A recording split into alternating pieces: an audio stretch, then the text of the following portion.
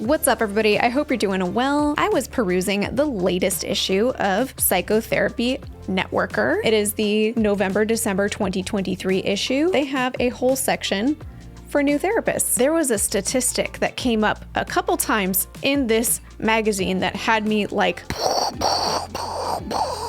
right away, you just open the magazine, turn a few pages, get to the editor's note, and it says, quote, "Beginning clinicians are leaving the field in droves. A recent survey shows that fewer than half of people who graduate from therapy training programs ever make it to licensure." I thought, excuse me? What statistic is this? Fewer than half. That's a huge claim. So I had to look into it a little bit, and sure enough, the survey they're referencing says that 43% of the therapist trainees who were surveyed actually got licensed. That is a big statistic. A little bit later on, we'll dig into the details of that specific survey, but nonetheless, that is a huge statement. Less than half of recent therapist trainees get licensed. Less than half. Statistics aside, I think the experience of being a new therapist or a therapist trainee is a really important one to talk about, and the data is now backing it up that, not only is the demand for therapists increasing over time, but therapists are having a really tough time even entering the field, let alone feeling like they can thrive once they're licensed, if they made it that far. So we need to do something about this. There's only so many things I can do, but I certainly can talk about it. So that's what we're gonna do today. Here in the table of contents, they have an entire section just about the new therapist experience. By the way, if you wanna check this out, the whole issue is available online, so I'll go ahead and link to that below if you wanna follow along with me. My favorite article that I've read so far, I haven't even read the whole issue yet, is an article by Ben Bainan, I hope I'm saying your name correctly. In this article, the long, lonely trek to licensure is becoming a therapist harder than ever. I felt did a really lovely job of just sharing the lived experience of being a new therapist or a therapist trainee and all the layers of what makes it so challenging. So thank you to the author, Ben, for being willing to be so vulnerable. I wanted to read this excerpt where Ben is sharing the story in his early career where he's having just a really tough time. He's in the middle of his workday. He's having a really hard day. He just logged off after seeing a tough client that he worked with. And here's a quote from the article. "I clamber into my car and start driving. Somehow I make it to a nearby park. I put the car in park and collapse onto the steering wheel. Tears stream down my face, rainwater pours down the windshield, and my body convulses as I sob. I'm not okay." Ugh. I know, just from my own experience, folks in my circles, and hearing from you all, that Ben is not alone in this kind of experience, that this is incredibly common to find the process of being trained as incredibly overwhelming. He goes on to talk about how he felt like it wasn't really accessible for him to talk about how not okay he was, that he couldn't tell his peers or his supervisors, and everyone else just seemed to be doing amazing. So it was in Ben's article that he referenced this statistic about the survey that said that less than half of therapists are getting licensed. So I looked into the survey, and I am going to share about that with you because it has some really interesting information. Now, the survey that keeps getting referenced comes from Motivo Health. I don't know much about it, but it looks like it does something related to connecting clinicians and supervisors together. I signed up for their email newsletter so I could access the white paper that breaks it down a little bit more. So I'll link to where you can get the same white paper if you're interested. And here they have this claim, the data, 57% of master's level graduates don't achieve licensure. And they say here, we looked at annual graduation rates for 2 degree types,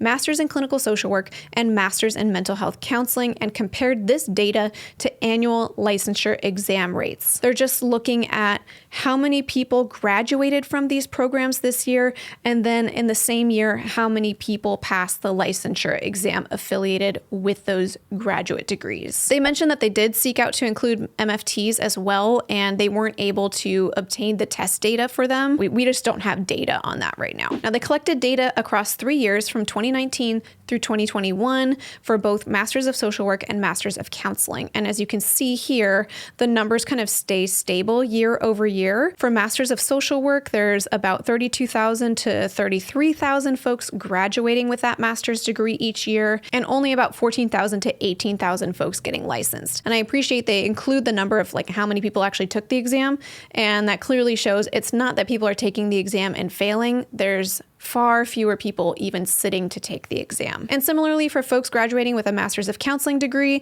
year over year, it's sitting around 15,000 folks graduating with the degree.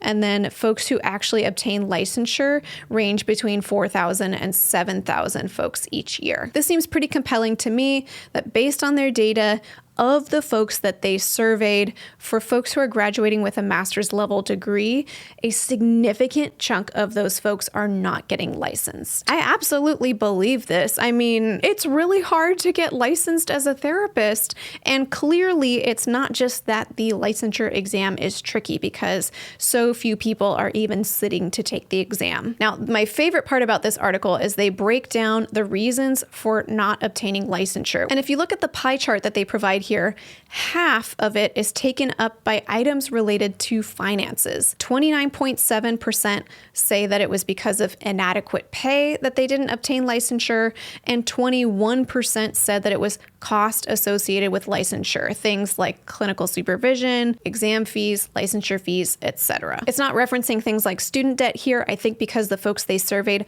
already graduated with their degree, so the debt is already in their pockets or out of their pockets. Now, obviously, the rest of the items listed in this pie chart are very important as well. I mean, all in all, they take up half of the pie chart. But I have this theory, and it's just my theory. Marie's personal theory based on no personal research. My theory is that if all we changed about the entire training and licensure process was improve the financial situation of folks in that journey, I think the majority of these issues would be fully resolved. So for example, 11% of folks said that burnout was one of the reasons that they didn't obtain licensure. Now, my understanding of burnout is that if you can dial back how many hours you're working, then you can really kind of nip burnout in the bud, keep it from happening, or, stop it if it's already happened. And for most folks, it doesn't feel like an option to dial back on your hours because you need to see clients in order to make money, or you need to see clients in order to get your hours, in order to get licensed, in order to make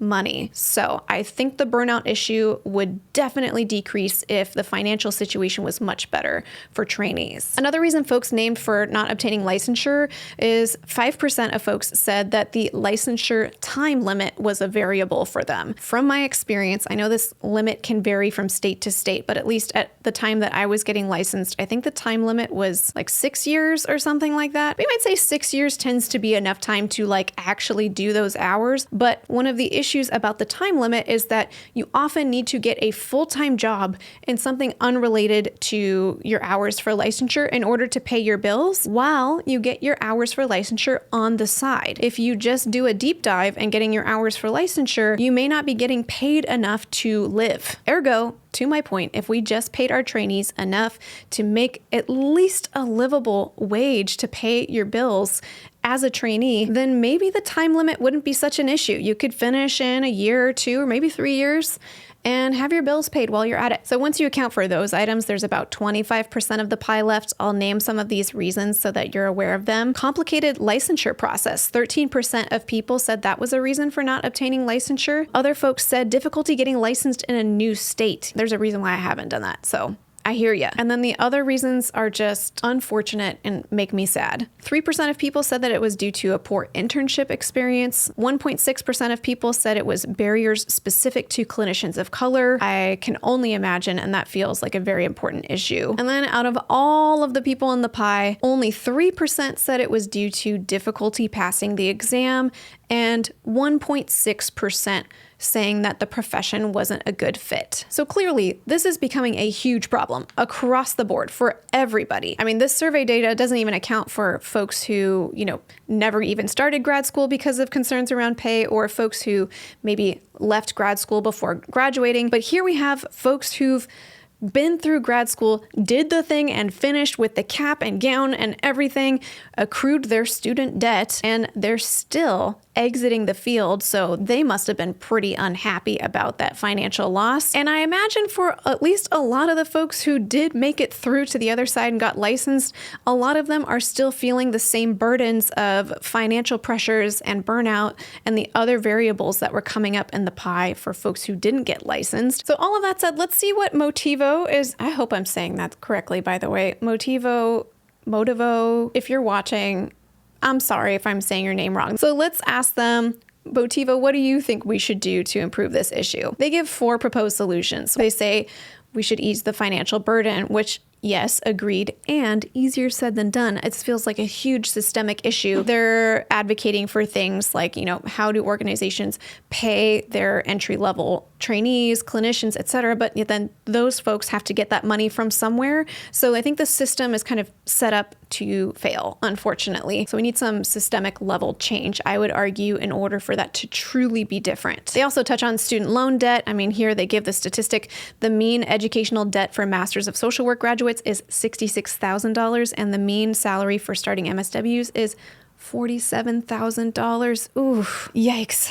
That's tough. And they say for clinicians of color, the burden is even greater. After graduate school, the mean total debt for Black clinicians is $92,000 and $79,000 for Hispanic clinicians. The layers. There's so many layers to this problem. And then their next proposed solution is to make the licensure process easier to navigate, which absolutely, if there's any way to make that process easier, I agree. I had a tough time, and now looking back, I think I had it pretty easy, relatively speaking, and I hated the whole thing. Their third proposed solution is employers need to focus on helping associate therapists find balance. Absolutely. I imagine that probably looks different from workplace to workplace, but they say things like, making sure that you keep in mind what type of clients that your early career therapists are working with. And if there's somebody who has maybe a higher level of need, that maybe they go to a more seasoned clinician. Absolutely agree. I feel like I worked with the highest need clients earliest in my training years. That's how our system's set up right now. And their next piece of advice is to prioritize clinical supervision and make it less complicated. Now, I both agree with that statement, and also I think this business is all set up around, helping folks access clinical supervision. So they have some skin in the game on that one. Now, those are all the tips that they offer, but I would also add to that, I would advocate for cultural change around how we think about and talk about our profession, and particularly how we think and talk about folks early in their career as trainees or, early career clinicians, that we are aware of student debt. We're aware of racial bias and kind of that financial discrepancy that we just learned about, that we're aware of how difficult it is to find supportive working environments, good pay, good peers, good supervision. The whole thing is just really hard. If we just came at it with an assumption that most people are having a really tough go at it, I think we could start to at least